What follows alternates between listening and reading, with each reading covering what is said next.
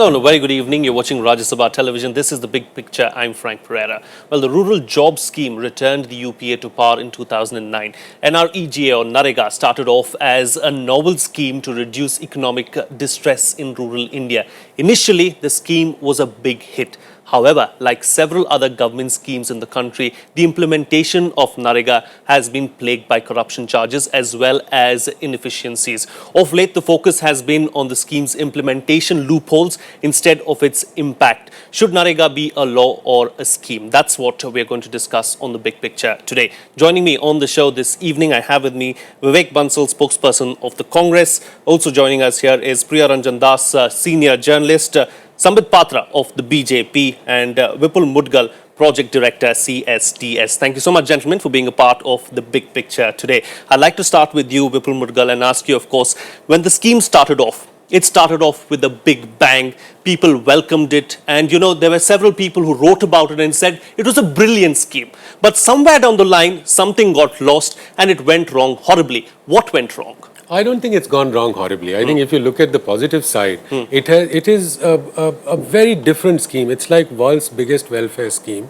It has given employment to more than 1,000 crore person days. It has spent 250,000 crore rupees, which is a lot of money gone into rural India and directly into the pockets of the poorest of poor and through employment. So what is to be understood very well is that NREGA was always meant to be an employment generation scheme and not an asset building scheme or not a scheme of agriculture, productivity, etc., etc. So in that particular aspect, it has been a success. And secondly, it has done a lot of other tertiary benefits to the economy, to the rural life. It has mitigated rural crisis in India to an extent. Look at the way financial inclusion has happened. More than 11 crore people have opened bank accounts or post office accounts. Out of these 1,000 crore man days, the working days that have been created, more than 50% of that has gone to women. And women have got first time in India equal wages. A large number of work days, probably more than half have gone to SC families. So, it's very easy to say that there is corruption, decentralization of corruption, etc. But in my view, it has been a mixed bag. I think about 50 to 60% successful scheme. Wherever you have a good intermediary working, wherever you have Gram Sabhas happening, and wherever you have the social audits happening, the scheme is working very well. So I think that the need is to improve it and not to stop. Okay, the need is to improve it. We're going to ask Sambit Patra how the BJP is going to improve it. But before I go to him, of course, let me go across to Priya Ranjan Das as well, senior journalist who's here with us. Considering, of course, taking into consideration what Vipul Mudgal has said, but also considering the amount of money that has been spent for this particular scheme, do you believe that the right kind of impact has been made?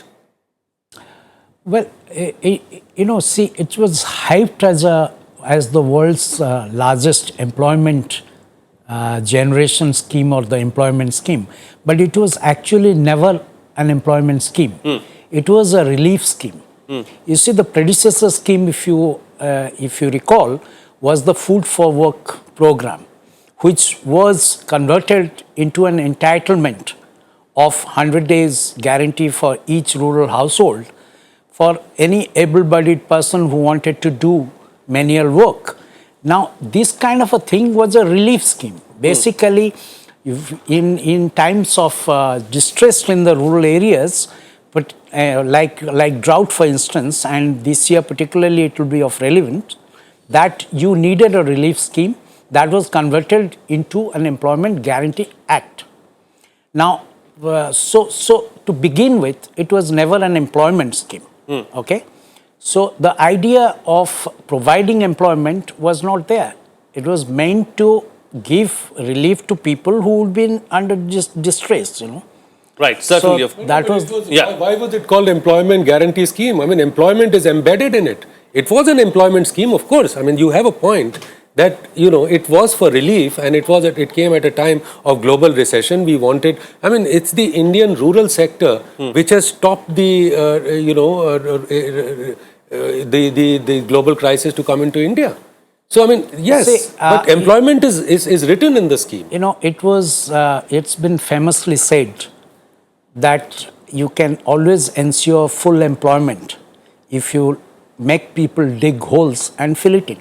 Yeah. But that's not employment. So if you actually look at what is employment, it has to be productive employment to be called an employment scheme. I'll come So to that. by Now we'll discuss that in a bit as well. We'll talk about that a as well. relief scheme, which is basically distributing relief at times of distress, cannot Okay. be called an employment scheme just because you make it by act. You call it an employment. Okay. Priya Ranjan's point there is, of course, that it's a relief scheme and not an employment scheme. We'll discuss that as well in just a bit. But what I'd like to know from Dr. Sambit Patra is what kind of reform are we going to see as far as this particular act is concerned? I mean, Mr. Munde is no more with us. I'm very sorry for it, but if I'm reminded, He one of his spoke first, about- yes. in one of his first interviews, Mr. Munde said that we are in no mood to scrap this fantastic law. That's what Mr. Munde said. And looking into the drought-like situation that is almost going to hit India presently, and the speculations that are going on, Mr. Narendra Modi, the Prime Minister of India, has written letters to almost all the states that they should strengthen, and especially Uttar Pradesh and all the areas where the Manrega scheme is in work and where the drought-like situation is expected to hit, that they should strengthen the Manrega so that the work generation for the poor is increased and they are relieved during the drought-like situation. So I believe there is no such mood as is being propagated to finish off with Manrega. A few letters have been shot from few of our chief ministers to the centre that certain amount of change in the act is definitely required. But what are these kind of changes that we're going to see? We have to visit the CAG report as well if we want to see. Of course, we have to visit the CAG report. If we want to see what kind of changes are required, see, it's a fantastic act. There's no second thought on it. But the implementation, according to the CAG, which is a constitutionally authorized body, is only 30%. 40% goes to pilferage. I mean, these are areas of great concerns Yes, also. they are. So I believe. And it's great to know that you know where the concerns really Yes, are. But are yes. you acting on those concerns? Absolutely right. For instance, look, Uttar Pradesh, Maharashtra, Madhya Pradesh, Maharashtra and Rajasthan. In fact, these are the areas which almost occupy more than 50% of the population and Manrega scheme. But they have spent only 26% of what has been allotted to them. That itself shows that there are areas which really needs to be worked into.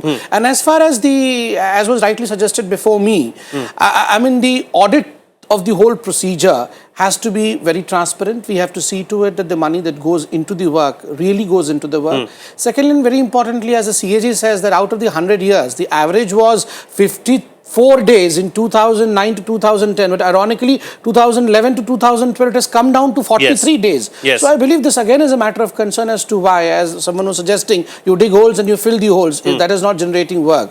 I mean, one really has to work out the plans, and few suggestions that our government is probably mulling over. One of them being, should the skill-oriented work also be included in this? Those are supposed to be complete manual work, but Vasundhara Raje has suggested that why not skill generation be a part of Manrega. And secondly, we believe that the local authorities have to be given more power as far as the disbursement of funds and all are concerned. Lots of state have lot of funds to be procured from the centre, which has not gone to them as yet. Indeed, of course. Let me go to Vivek Bansal now, of course. Vivek, this was a very novel scheme that was adopted by the UPA government. It did come out with a big bang, but somewhere down the line, of course, like everyone has been suggesting, there has been implementation problem. The BJP has been with you as far as this particular act and scheme is concerned. How do you see this going forward? Definitely, you see, with the passage of time, you learn to what all went wrong in the implementation of the scheme. And as you yourself had been saying that this scheme was very noble, and in fact it came as a big relief to the rural people, and it generated definitely as an economic relief. But over a passage of time, you can definitely identify the grey areas as far as corruption is concerned, as far as asset generation is concerned. So one has to learn from experience, from the implementation, what all went wrong. And I think those we have to go deep into this.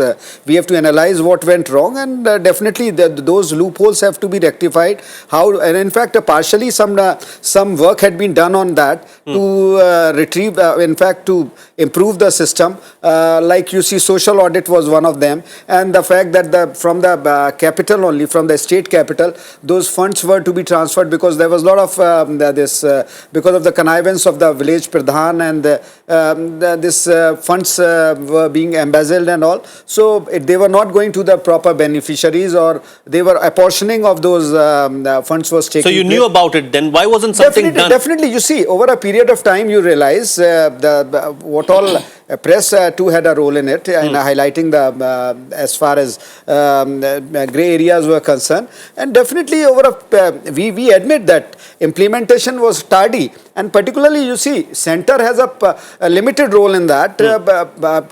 You may be remembering Mr. Jairam Ramesh had Yes. been visiting the capitals, and he had been highlighting those things. But at the end of the day, the states had to, state governments had to implement them. So you had a limited say in that. It depends, much depended on the state governments or the chief ministers, how keen they were to implement that. And I'll cite you an example, like this Khad Suraksha bill was there. It was not implemented by the UP state, and soon after the elections they say that it would be implemented. So they had their vested interests, political agendas or whatsoever they were there, and because of them the objective with which it was implemented, it was not fully achieved. But when we analyze a particular scheme or any subject for that matter, we have to weigh the pluses and minuses. And definitely at the end of the day, we can say the pluses were definitely much more than the negative aspects of it. But still, we don't have to be complacent, and we have to improve upon it, improvise upon it, and make it a roaring success, the objective behind it. Okay.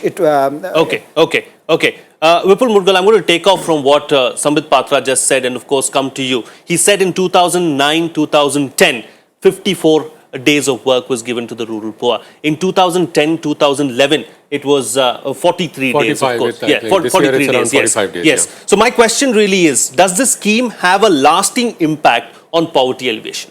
You see, there is a supply side and there is a demand side. You actually see that whenever you are able to get people together and you have the good intention, it has worked. And surprisingly, in the heydays of Congress, some of the BJP states were doing a very good job of NREGA and food security both. In fact, Jean Darez and Ritika Khera have written in their report that the best work in food security was being done in Chhattisgarh state. Madhya Pradesh was not far behind. In fact, so it's actually, Vivek is right, that it depended from state to state, and I'm really sorry to say that some of the Congress states did a very bad job of NREGA. But coming to the point of, the number, the demand and work days, etc., we actually see that one of the biggest problems lies in the job card, the way the job card is given. It is not given on demand. You see what Vasundhara Raje ji has said today is that, take away the act. I think there's a problem area, because what it does, this NREGA does, is that it gives you work on demand. It is your right to work. It is not a dole given to you. And, which gives a sense of pride to the communities. And you go, you demand work, and if the Sarpanch says, Abhi paisa nahi aaya, or, the scheme has not come, or there is a problem, BDO will tell me when to begin, etc., you can say, give me a receipt. I have demanded work today, on this day, and 15 days I'll come back to you, and if you don't give me work, give me some compensation. So, wherever any step has been taken in this direction, things have worked better. Andhra Pradesh is a very good example. In Andhra Pradesh, they actually formed little collectives of people. Not quite like unions, but they were collectives of people, groups of 20, 30, 40. They came together. One representative would go to the Sarpanch and say that we need work now. So I think it has worked. And the work days are also a marker of the fact that you don't need work all the time. And it also shows you that you can actually concentrate on some areas and leave out some other areas. I'm not saying that don't de-universalize it. I'm saying is that concentrate on the poorest regions where the effect, as Sambit said, of drought is very strong. You can stress on those areas and the work days will improve. Okay, okay. The work days will improve in that particular sense, and that's the way forward, is what Vipul Mudgal is saying. But let me go across to Priya Ranjan Das. Of course, should the act itself be repealed, and should Narega continue as what do you call it? What was it before? As a scheme. Thank you so much. Should it continue as a scheme? Well, I agree with Vipul that it's a demand-based program. Whether it's a scheme or an act, it's a demand-based program because of this basic characteristic of its being a relief scheme rather than a job scheme. So at best, when you make it an act as it is today, it becomes an unemployment allowance scheme. Because what is the entitlement is actually an allowance. That means if the state is unable to provide you 100 days of guaranteed employment, it's going to give you an employment allowance.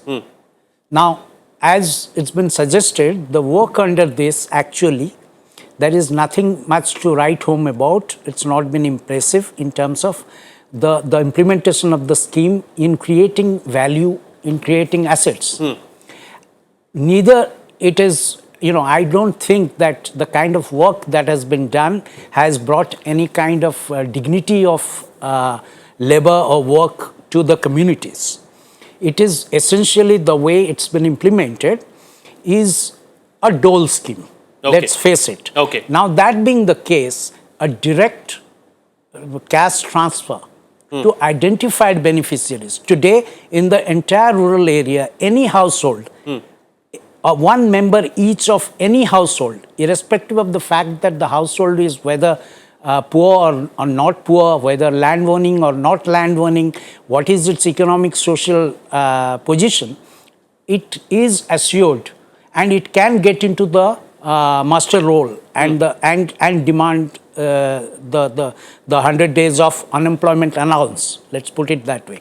So that being the case, it is much better that you identify who actually needs the dole and provide them an unemployment allowance by Can I just disagree direct cash transfer. with Priya Ranjan? No, just one second. I agree.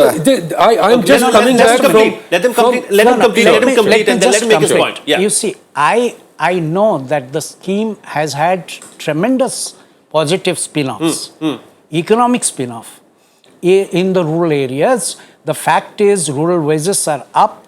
The terms of trade between industry and agriculture has turned in favor of agriculture, which is a good thing. Rural demand is going up. Rural market is getting integrated and becoming larger, which is creating demand for industry and other activities. So it has had a positive economic impact. Okay. But a direct cash transfer to identified beneficiaries will be more efficient. Okay. Corruption free. Fair enough. You made your point. You made your point. The disagreement I have, I really value what he's saying.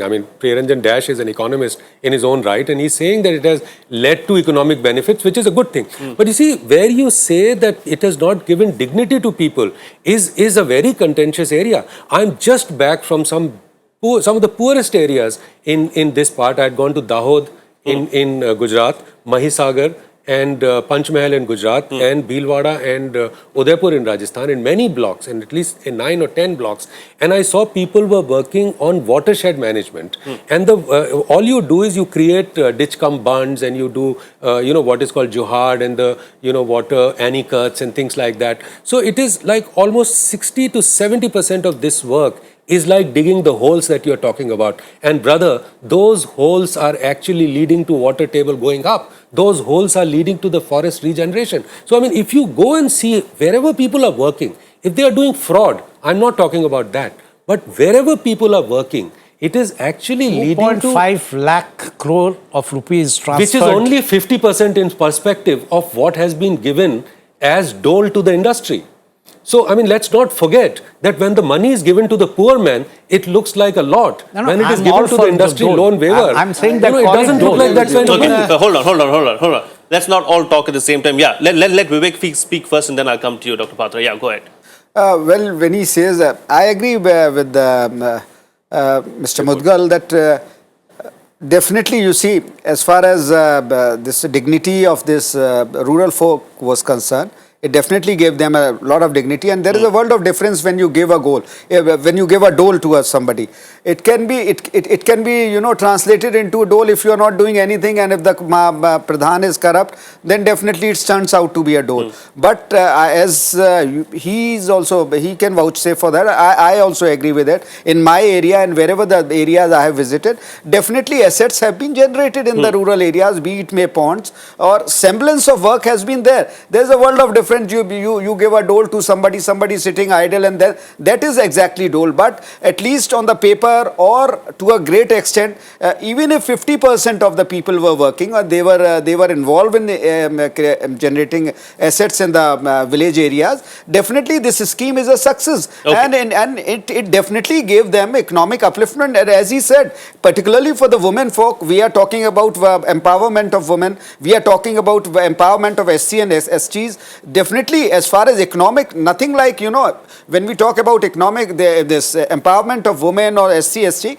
once you are economically strong, it definitely leads to, it gives you a lot of confidence. Point taken. It gives you the empowerment. Okay. So at the end of the day, it is a big success. Definitely not to the expected, not to the extent we all have been. Benchmark has to be Hold kept on. Dr. Patra doesn't agree with you. No. I mean, I agree largely with him, but the issue is when he says that it has been a great success, there I would like to amend his statement by saying that it's a great act which has not been successful as yet, and it needs a lot of amendments which should go into it. Let me complete few facts in the sense that, look, you had a target of 13 million jobs worth 25 billion US dollars, but look, you have 18 billion US dollars still not being utilized, and only 4 million tasks completed. That itself shows that we cannot outrightly say that it was a very successful program. So who is to be responsible? Who is responsible for it? We are not discussing who is responsible. See, at the end of the day, once Mr. Bansal, the problem is, after all these years of debating, we always feel that BJP is going to accuse you, and you feel that you have to defend yourself. No, it is nothing like that. It is not a blame game. You see, once we are discussing, it is not a blame game. It is a scientific discussion. The only point of contention was when you said it was a successful layout. I just wanted to say what most of our chief ministers and the government is saying. Yes, it is a good act which needs some kind of revamp, and that's the result as to why I was putting some statistics into it, financially, economically, to show to it that what was expected out of it, even the CAGs has not been met, and in number of days, the amount of money that went into wages, ironically the 60-40 ratio, material and the wage, of the money that was allocated for the whole scheme, you will see ultimately a very minuscule amount has gone as a wage. So whether it has really, though yes, it is a matter of dignity, the way the worker approaches the person who gives him employment, in the sense that it is his right. It is within the directive principles of the Constitution of India that you demand the country should give you the right to work. You have that right. So yes, the dignity it is. But at the end of the day, are you getting anything in return? How many people, by and large, in an average, are benefited by it? And this needs to be improved. Remember, Vasundhara ji has mentioned 2 points.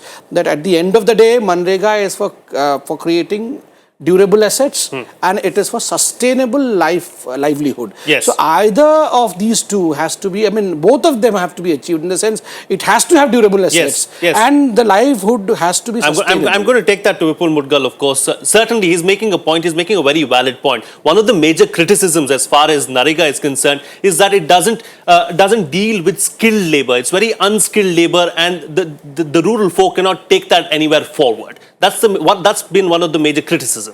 No, that is correct. I mean, it's a fair criticism. I would say that, look, if you see the recent changes which were made in what kind of jobs are allowed, you would see a lot of new things have come up. You know, you can do composting, you can do vermiposting, you can make cattle sheds, you can actually work in the fields of SC, ST, you can work on water canals, you can even go far from the village. Earlier, it had to be within a certain 5 kilometers. Now roads also. Now roads you can also. actually go far Pakka roads, from the cemented village. roads have been included. So there has been improvement, but I go with Samved in at least one thing, that in skill formation, say if there are many girls who are dropouts after class 12 or class 11 and who can be given training of midwifery, And on the other hand, we want under the National Rural Health Mission that more and more women should go for childbirth to hospitals. You know, the childbirth should take place in the hospital. So can we get these girls to do the midwifery work and make sure that the delivery happens in the hospital? I think a lot can be done there. You can give them skill through NREGA and by convergence of two schemes. One is employment scheme and the other is the rural health mission. You can actually do wonders. There's a lot of imagination required, but my problem is that imagination should not mean closing it from the back door. I mean, that's the Certainly, only... valid point. Very valid point there made by Vipul Mudgal, of course. But we're completely out of time on the show. So what I'm going to do is I'm going to take final comments from all my guests talking about the way forward. What needs to be done to ensure that NREGA is a success? And of course, some of these things that we discuss at the moment are put into place. Priyaranjan Das, I'd like to start with you. What do you think needs to be done going forward?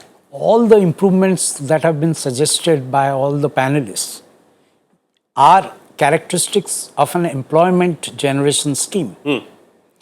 However, at the present situation, the Mahatma Gandhi Rural Employment Guarantee Act, the characteristics of that are not an employment generation scheme that we are talking about. So unless you actually conceive, this particular scheme and this particular act is very poorly designed. And it is designed to fail. Okay, it's designed to fail is how, and it is, of course, for design for corruption. I'd like the others also to come in because we're completely out of leakages time. In 10 seconds, Dr. Patra, your closing comments. I believe it has to be more transparent so as to see to it that the pilferages and the corruption are checked. I mean, the management and information, so MIS system has to be put in place. Manrega soft, that is being called, that has to be there. The GPs, I mean, the Gram Panchayat has to be empowered, and in fact, there has to be more transparency at that level. At the end of the day, sustainability has to be added to it so that we have livelihood which is sustainable with durable assets. And also, Vivek Bansal, your closing comments. Definitely, I agree with all the panelists that whatever has been said, corruption has to be, this corruption has to be plugged basically.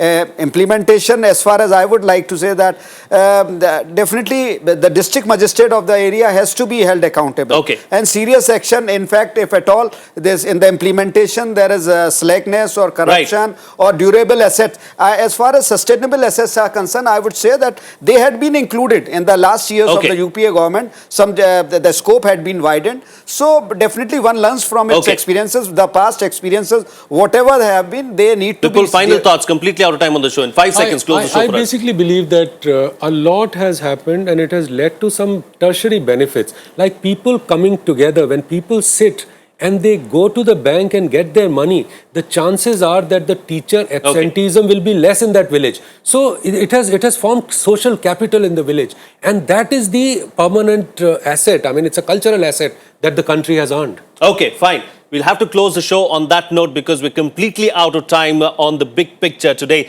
Thank you so much for watching, and I'd like to thank all my guests as well. Thank you so much, gentlemen, for being a part of the big picture. Thank you for watching. Good night.